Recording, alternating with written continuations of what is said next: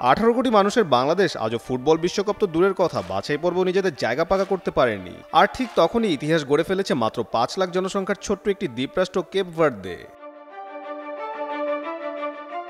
13 October এসওয়াতিনোকে 3-0 গোলে হারিয়ে প্রথমবারের মতো ফিফা বিশ্বকাপে জায়গা করে নিয়েছে কেপ ভার্দে।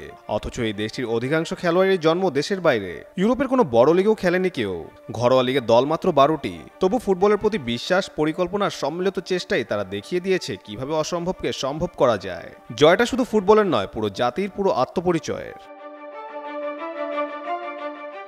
1975 সালে স্বাধীনতা, 1978 সালে প্রথম আন্তর্জাতিক ম্যাচ, আর 2026 সালে বিশ্বকাপে জায়গা। এই অর্জন কেপ ভার্দের হলেও বার্তাটা বাংলাদেশের মতো ফুটবল প্রেমী মানুষদের জন্য। ইচ্ছে থাকলে পথ হয়।